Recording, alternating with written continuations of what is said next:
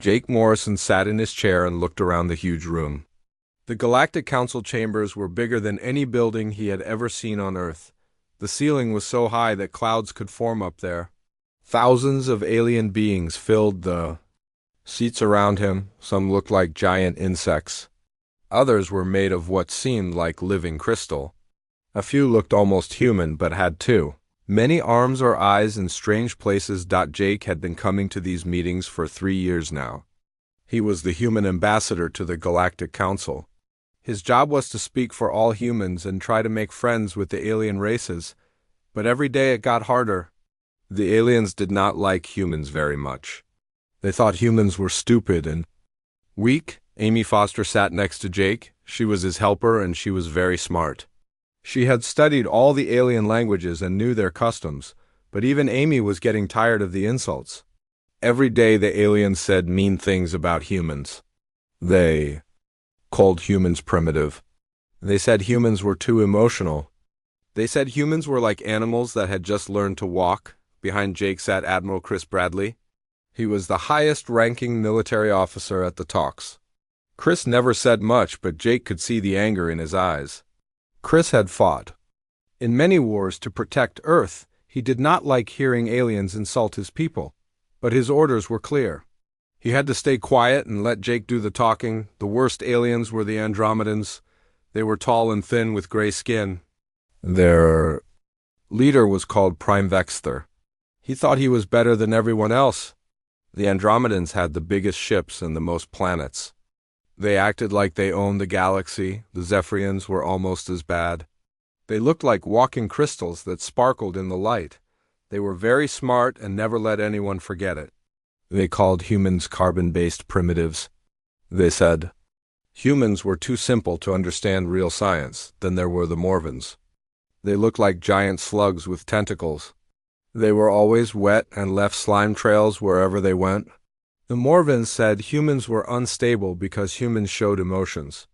They thought crying or laughing was a sign of weakness. Even the nice aliens were not really nice. The Altarians looked the most like humans, but they had blue skin and 4 arms. They pretended to be friends, but they always said humans needed more time to grow up.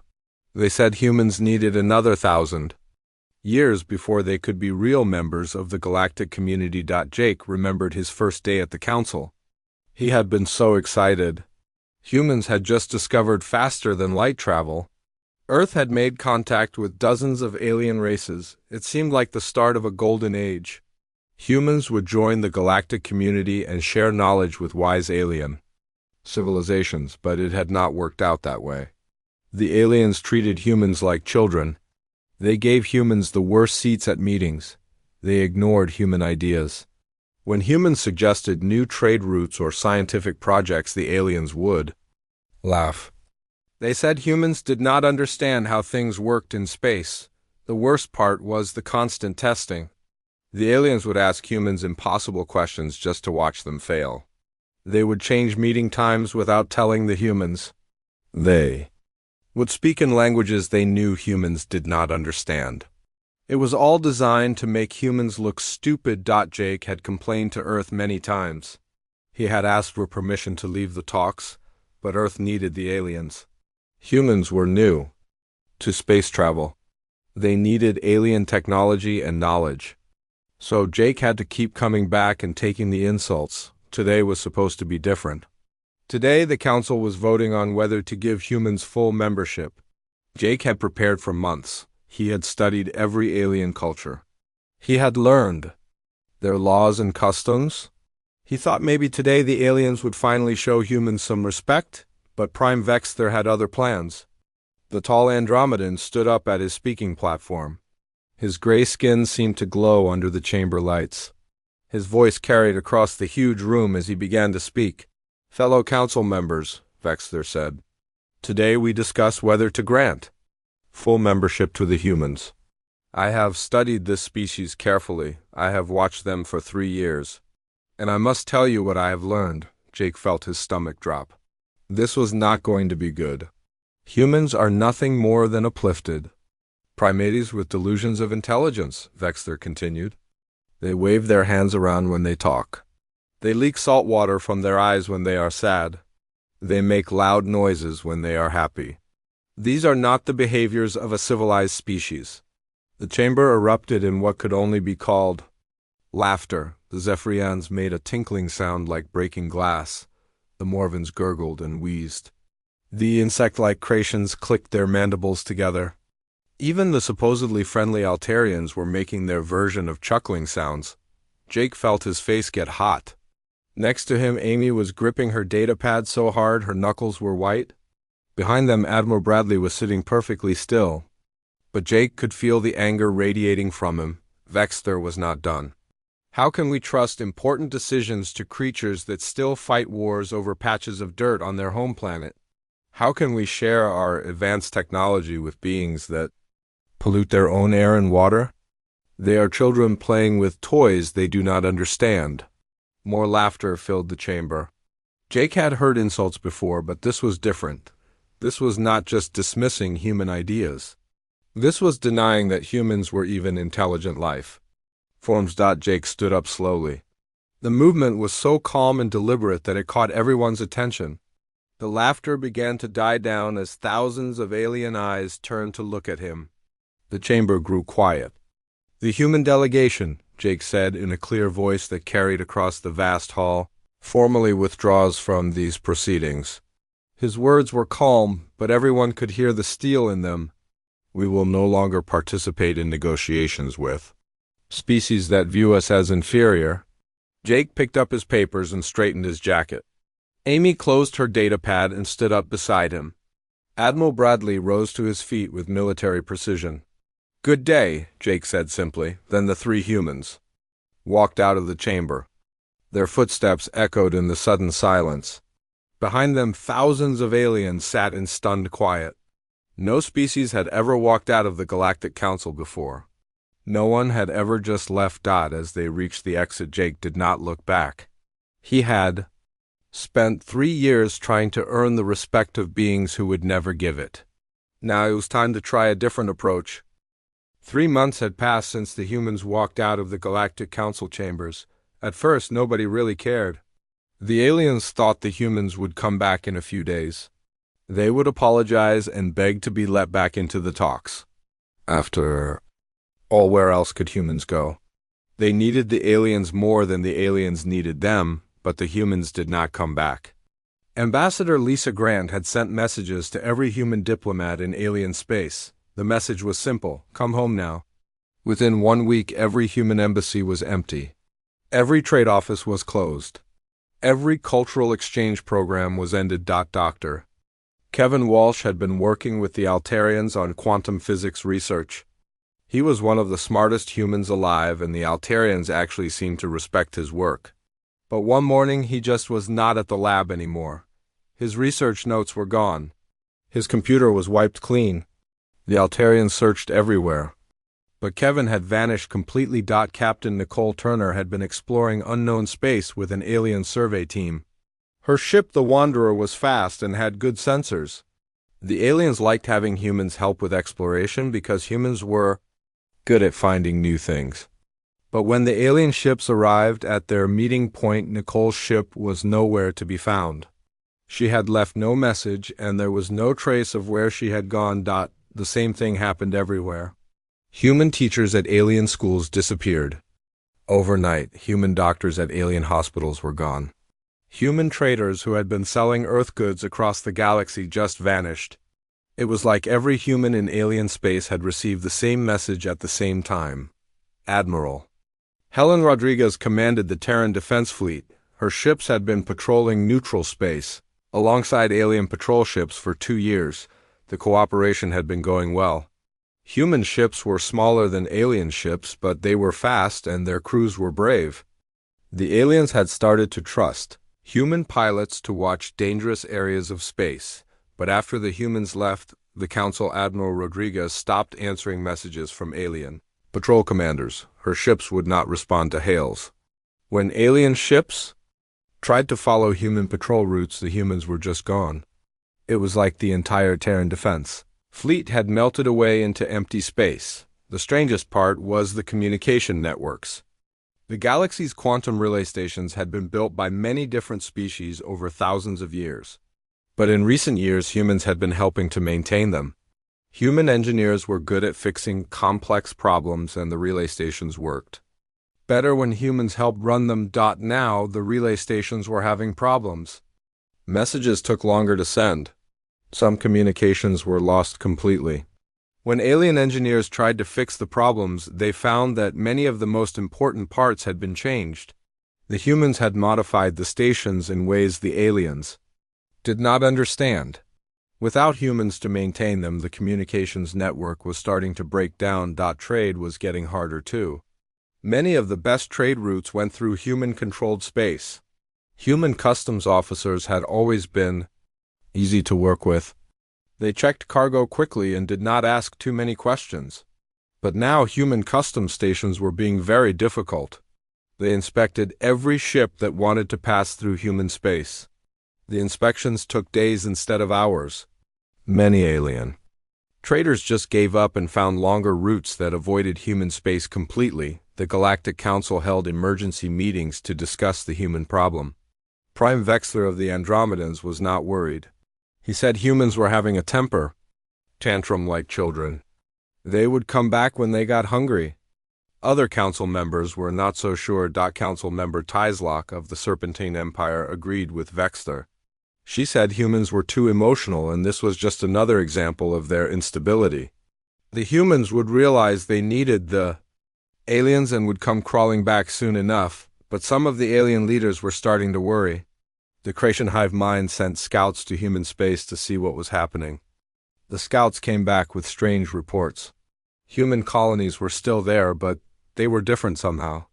There were new buildings and new ships. The humans seemed busy, but the scouts could not figure out what they were doing. Dr. Emma Price had been running a human research station near the galactic rim. The aliens thought she was studying background radiation and cosmic dust. It seemed like boring work that humans enjoyed.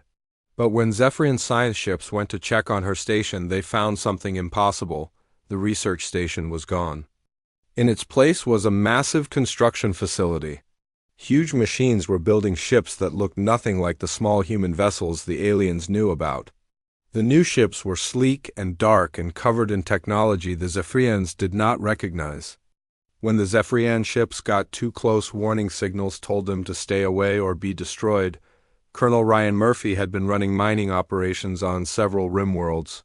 The aliens thought he was just digging up common metals that humans needed for their primitive technology. The mining rights were cheap because the planets were far from important space lanes. No alien species wanted those worthless rocks, but now orbital scans showed that those mining planets had become huge industrial complexes. The simple mining equipment was gone. In its place were massive factories and shipyards. Hundreds of new ships were being built every day. The factories were working around the clock and their energy output was enormous. The aliens tried to get closer looks at what humans were doing, but human security was suddenly very tight. Ships that got too close to human space were turned away by patrol vessels that seemed to appear from nowhere. The human pilots were polite but firm. They would not let any alien ships enter human-controlled areas. When alien diplomats tried to contact human leaders, they got no response. Ambassador Lisa Grant would not take calls from the Galactic Council. Admiral Rodriguez would not speak to alien military commanders. It was like humans had decided that aliens no longer existed.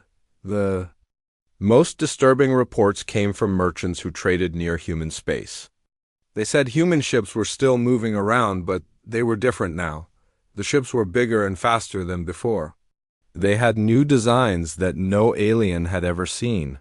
When alien ships tried to scan the human vessels, their sensors could not get clear readings. It was like the human ships were made of materials that deflected most scans. Some alien traders reported seeing human ships that seemed to appear and disappear without warning. One Morvan merchant swore that a human cargo ship had vanished right in front of his eyes. 1 second it was there, and the next second empty space. His crew thought he was lying, but his ship's sensors confirmed what he had seen. The Altarians were the most worried. They had always considered themselves the wisest species in the galaxy. They prided themselves on understanding other races and predicting their behavior. But humans were acting in ways that made no sense to Altarian logic. Why would humans cut themselves off from galactic civilization? They needed alien technology and knowledge to advance their primitive society. By isolating themselves, they were only hurting their own development. It was like a child running away from school because the teacher was mean, but as weeks turned into months, the Altarians began to suspect that maybe they did not understand humans as well as they thought. Maybe humans had plans that no alien had considered. Maybe the humans who had sat quietly in council meetings for 3 years had been thinking thoughts that no alien could imagine. The first real sign that something was very wrong came from the Andromedan Empire. A routine patrol along the border with human space found something that should not have been possible. Human ships were moving through Andromedan territory without permission. When the patrol ships tried to intercept them, the human ships simply disappeared. The Andromedan patrol commander sent an angry message demanding an explanation. How dare humans violate Andromedan sovereignty? But the humans did not respond. They did not apologize or explain. They just ignored the Andromedan protests like they did not matter. For the proud Andromedan Empire, this was unthinkable. No species ignored the Andromedan Empire. Prime Vexler ordered his fleet commanders to stop any human ships found in Andromedan space. But the human ships could not be caught. They moved too fast and disappeared too quickly. As the 3rd month ended, the Galactic Council was beginning to realize that maybe they had made a serious mistake. The humans were not having a tantrum. They were not going to come back and apologize. Something much bigger was happening, and nobody understood what it was. The first sign that everything the aliens thought they knew about humans was wrong came from an ordinary Tuesday morning in Andromedan space. Captain Tony Russo was piloting what looked like a simple cargo vessel called the Lucky Strike. The ship appeared to be carrying basic trade goods between human colonies. It looked exactly like hundreds of other human cargo ships that had been flying around the galaxy for years. 3 Andromedan battleships moved to intercept the Lucky Strike for what they called a routine inspection. The battleships were massive warships with enough firepower to destroy a small moon. Each one was 10 times bigger than the human cargo ship. The Andromedan commanders were not expecting any trouble. They just wanted to search the ship to see what humans were really doing. Captain Russo received their message and responded calmly. Andromedan vessels, this is Captain Tony Russo of the Lucky Strike. I am in neutral space conducting lawful business. You have no authority to board my ship. The lead Andromedan commander was surprised by the response. Most species would politely submit to Andromedan inspection. Human vessel, you will prepare to be boarded, or we will disable your engines and board you anyway. I do not think so, Captain Russo replied. What happened next lasted exactly 47 seconds. The Lucky Strike suddenly changed.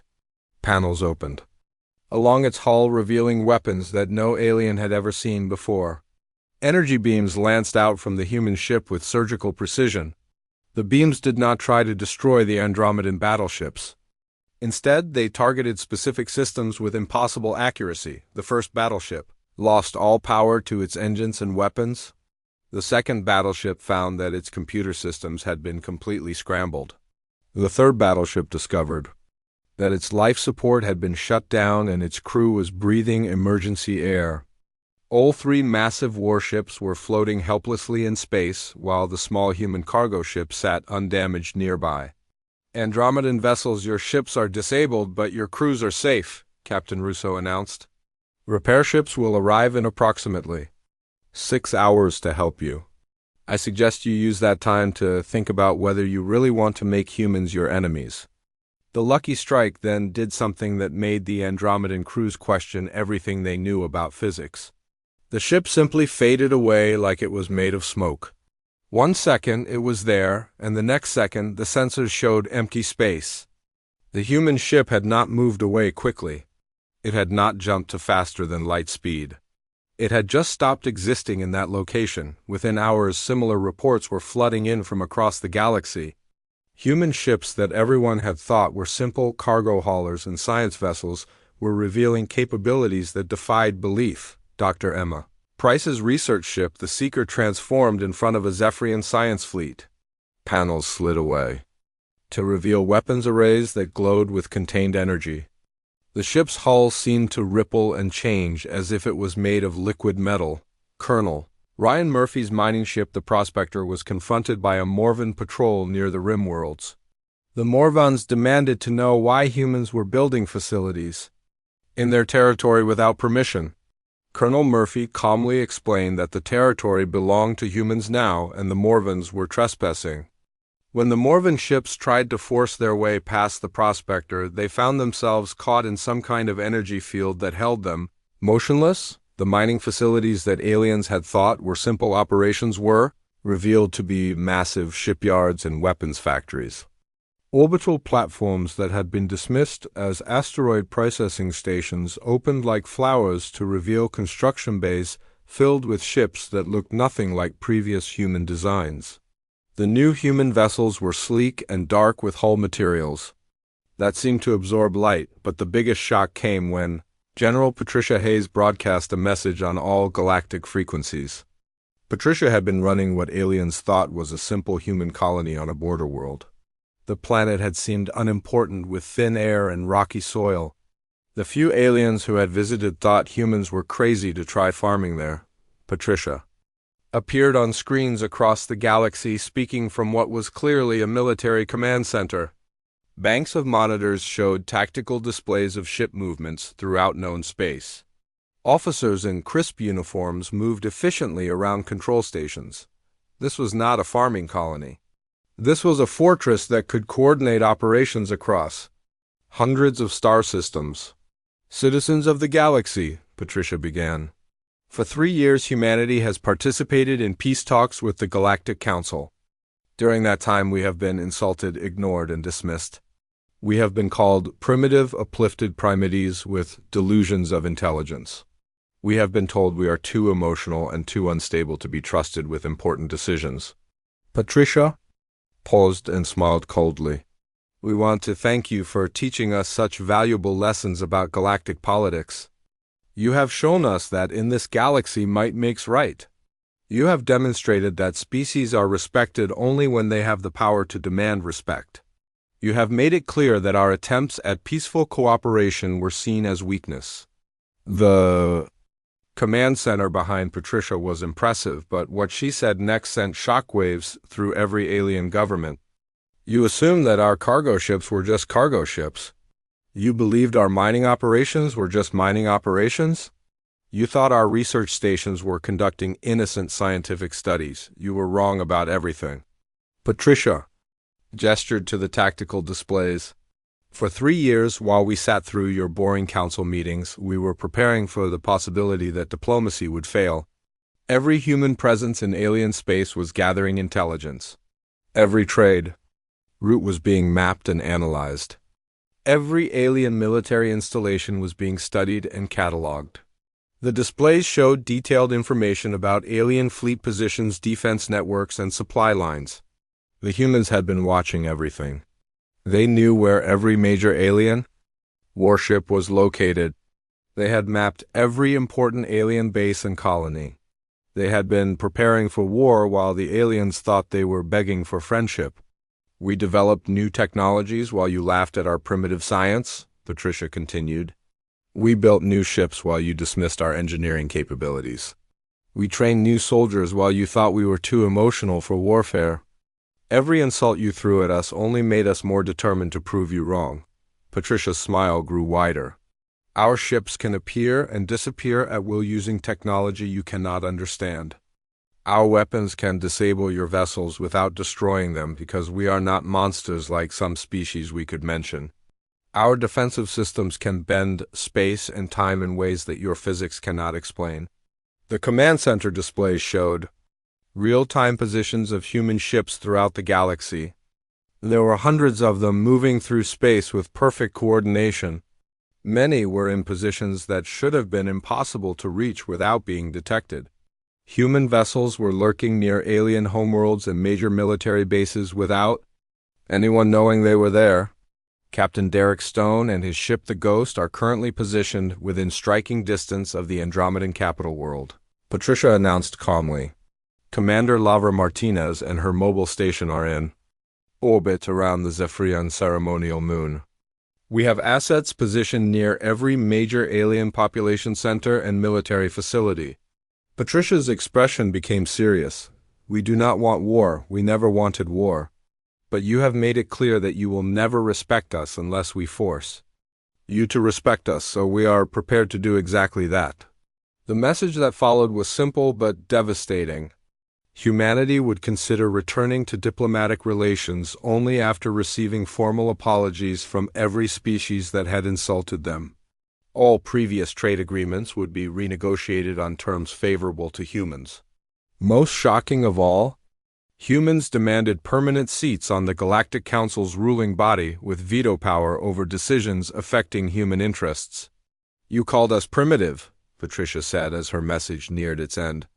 You said we were too emotional and unstable.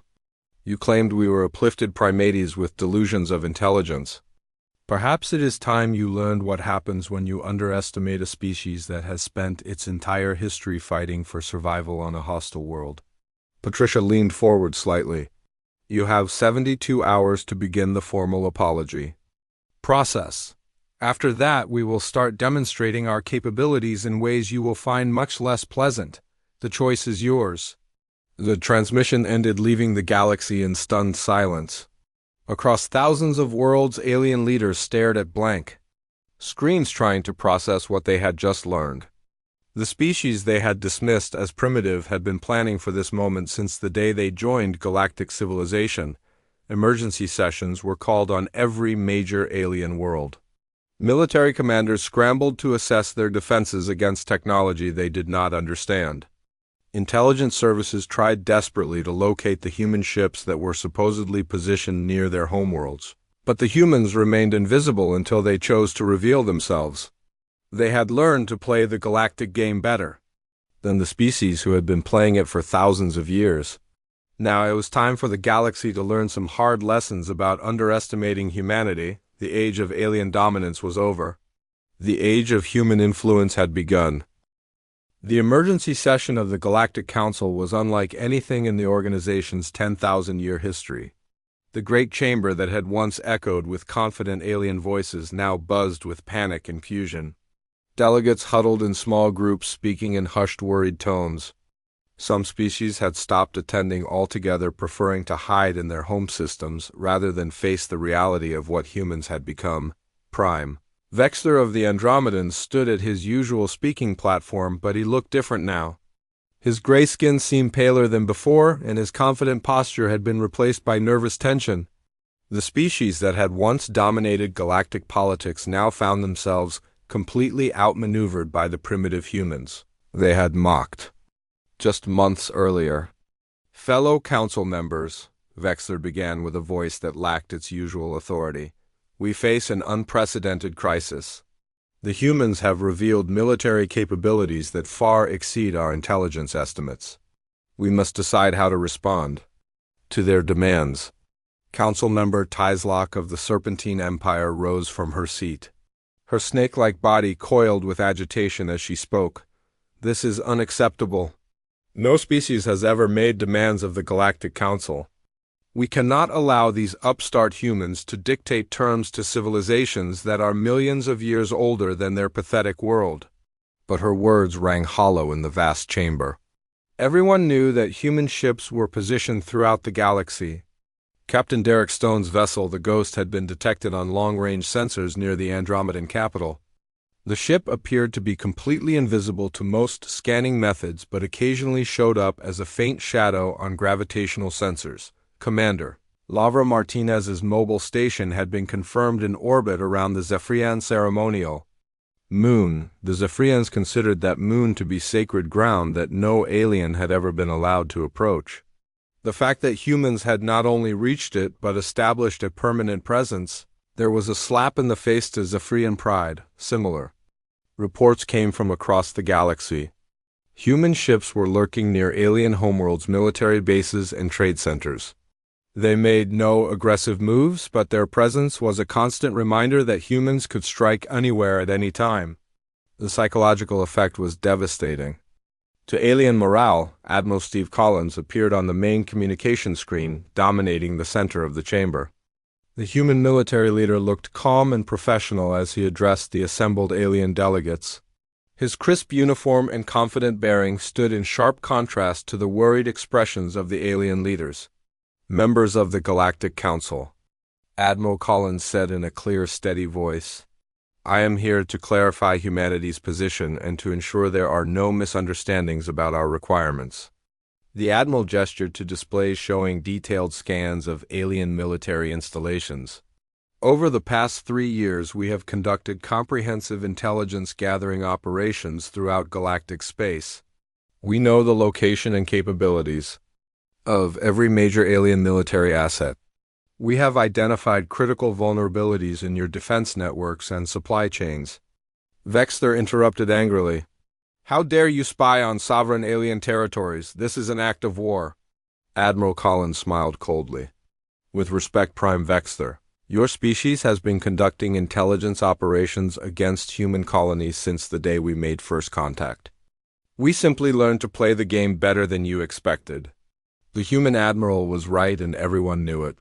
All the major alien powers maintained spy networks and gathered intelligence on potential rivals. The difference was that humans had been much better at it than anyone realized. Our terms are simple, Admiral Collins continued. We require formal public apologies from every species that has insulted humanity during the peace talks. These apologies must acknowledge that your assessment of human capabilities was incorrect and that you regret your dismissive treatment of our delegation. The chamber erupted in angry protests. The idea of proud alien civilizations apologizing to humans was unthinkable. The Creation hive mind buzzed furiously. The Morven delegates made disgusted, gurgling sounds. Even the peaceful Altarians seemed offended by the suggestion. Admiral Collins waited for the noise to die down before continuing. In addition, all existing trade agreements will be renegotiated. Humanity will receive most favored nation status in all commercial dealings. We will also require permanent seats on the Galactic Council's ruling body with full veto power over decisions that affect human interests. Impossible, Tyslok hissed. The ruling body has been unchanged for thousands of years. You cannot simply demand membership in our most exclusive institutions. We are not demanding anything, the Admiral replied calmly. We are explaining the terms under which humanity will consider resuming diplomatic relations. You are free to reject our terms, but you should understand the consequences of that choice. The displays changed to show current positions of human military assets. Red dots marked human ship locations throughout the galaxy. There were far more red dots than anyone had expected. Human forces were everywhere, and their numbers seemed to grow every day. The human vessel Phantom is currently monitoring the Creation hive world, Admiral Collins noted casually.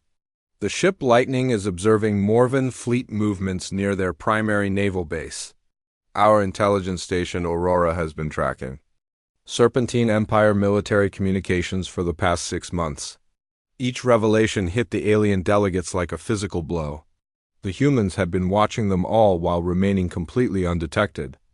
Every alien military secret was known to human intelligence services. Council. Member Zalphys of the Altarians stood with all 4 of her arms raised in a gesture of surrender. Admiral Collins, surely we can reach some kind of compromise.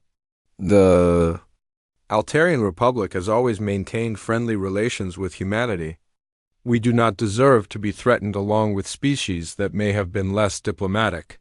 The Admiral's expression softened slightly. The Altarian Republic has indeed been more respectful than some other species. However, even Altarian delegates suggested that humans needed 1,000 years of cultural development before joining galactic society. We consider that statement to be condescending and insulting, Zalthis winced. She remembered making that exact statement during a council. session 2 years earlier? At the time, it had seemed like a reasonable assessment of human social development. Now it sounded incredibly arrogant. We meant no insult, she protested weakly. We were simply trying to help guide human development in a positive direction. By suggesting we were children who needed adult supervision, Admiral Collins replied. We understand your intentions, but the effect was still demeaning. All species that participated in belittling humanity must acknowledge their errors publicly.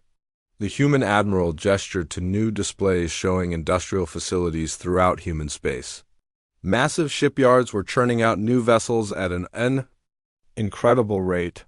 Factories were producing weapons and equipment using technologies that aliens did not recognize. The scale of human industrial capacity was staggering.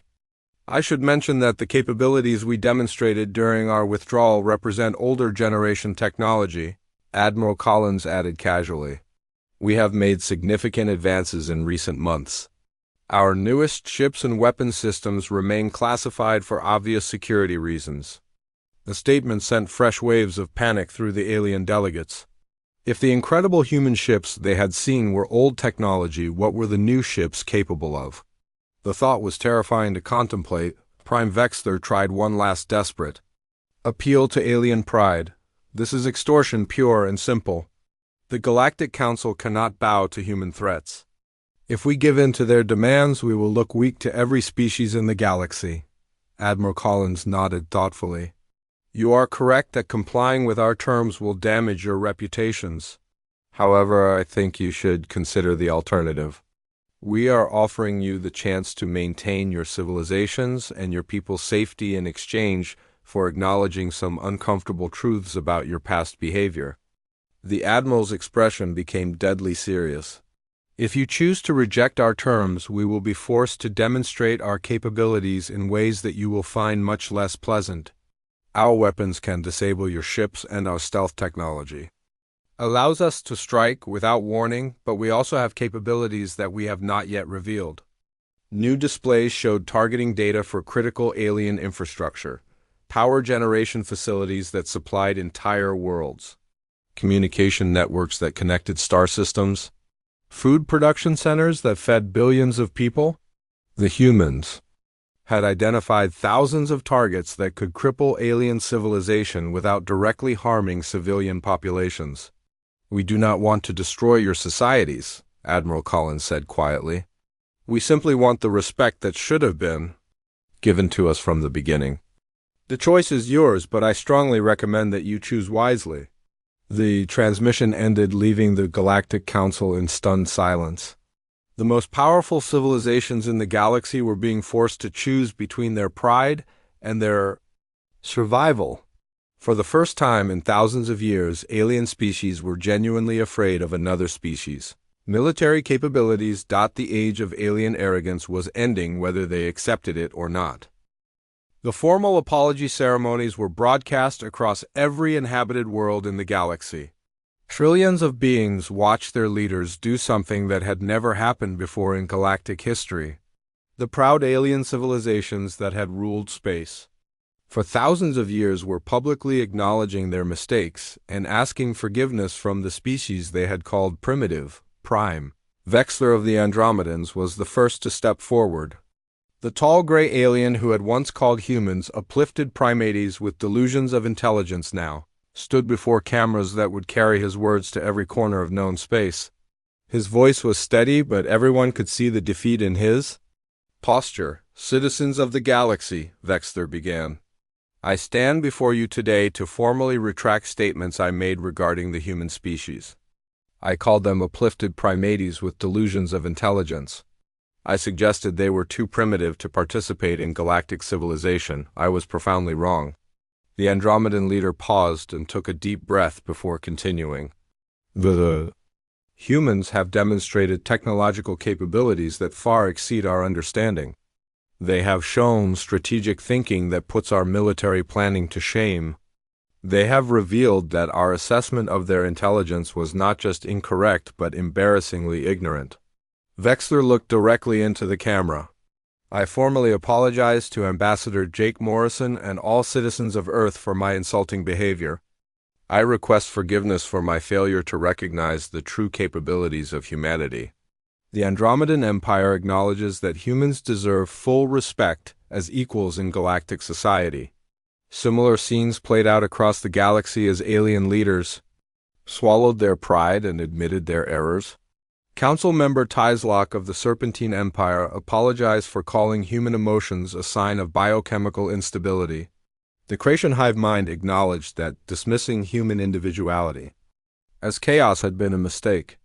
Even the Zephyrians admitted that calling humans carbon-based primitives had been arrogant and wrong. The Altarians were among the last to apologize, but their statement was perhaps the most honest. Zalthis stood before her people with all four arms spread in a gesture of humility. We told humans they needed 1,000 years of cultural development before joining our community. We thought we were being kind and patient. Instead, we were being condescending and blind to their true nature. We beg forgiveness for our failure to see the wisdom and capability that was right in front of us.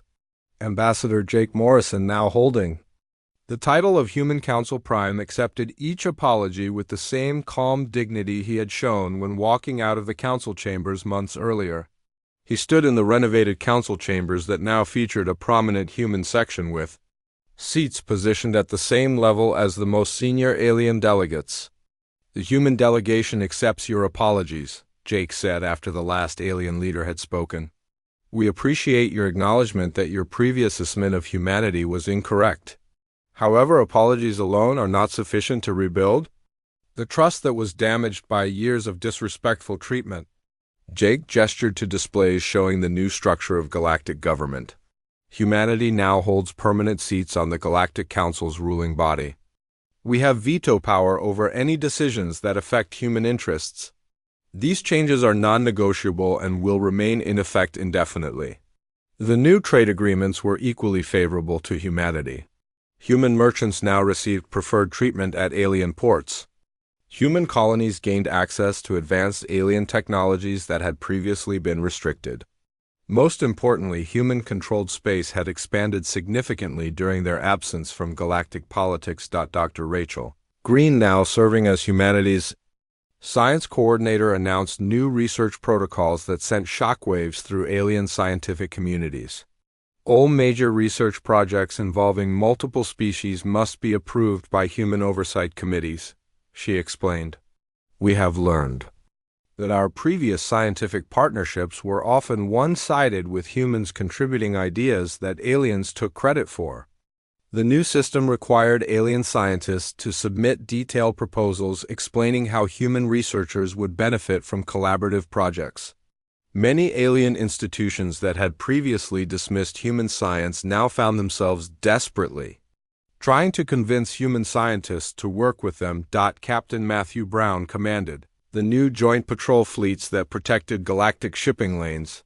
His flagship, the Defender, was a sleek human vessel that incorporated the best of human stealth technology with devastating firepower. The alien ships under his command looked primitive by comparison, but they served their purpose as support vessels. Human ships will serve as flagships for all joint military operations, Captain Brown announced. Our superior technology and tactical capabilities make this arrangement logical and necessary. Alien vessels will provide support and follow human strategic direction. The most dramatic change was in galactic communications and transportation. The quantum relay networks that connected the galaxy were now controlled entirely by human technicians. Admiral Sandra Kim oversaw the transition from her command station on Luna Base, which had become the central hub for all galactic communications. We have upgraded the relay networks using human technology, Admiral Kim explained to a gathering of alien communications officers. The new systems are faster, more reliable, and more secure than anything you have ever used. However, access to these networks requires human approval and cooperation. The hidden message was clear. Any alien species that caused problems for humanity could find their worlds cut off from galactic communications and trade networks. The humans now controlled the infrastructure that held galactic civilization together. Perhaps the most shocking revelation came during a routine technology demonstration. Human scientists casually mentioned that the incredible capabilities they had revealed during their show of force were merely first-generation systems. The weapons that had disabled entire alien fleets were already considered obsolete by human standards. Dr. Lisa Murphy demonstrated the new second-generation stealth technology that made human ships completely invisible to all known scanning methods. The defensive systems that could bend space and time had been improved to create protective barriers that were virtually impenetrable. The weapon systems that had precisely disabled alien ships without destroying them had been upgraded to surgical precision that could target individual systems on ships from light years away. "We continue to advance at a rapid pace," Dr. Murphy noted calmly. "Our third-generation systems are currently in development and should be ready for deployment within the next year. We are also exploring fourth-generation concepts that will revolutionize space travel and warfare."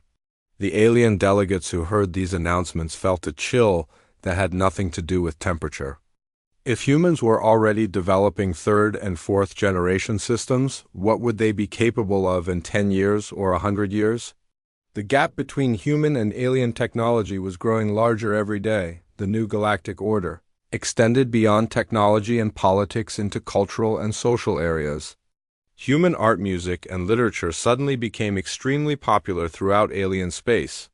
Universities that had previously ignored human philosophy and history now offered courses on human culture. Alien parents who had once dismissed humans as primitive began encouraging their children to learn human languages and customs. Trade flourished under the new system, but on terms that heavily favored humanity. Human goods were in high demand throughout the galaxy, while alien products had to compete for access to human markets. The economic balance that had once favored ancient alien civilizations now tilted strongly toward the newcomers from Earth. Military cooperation followed similar patterns.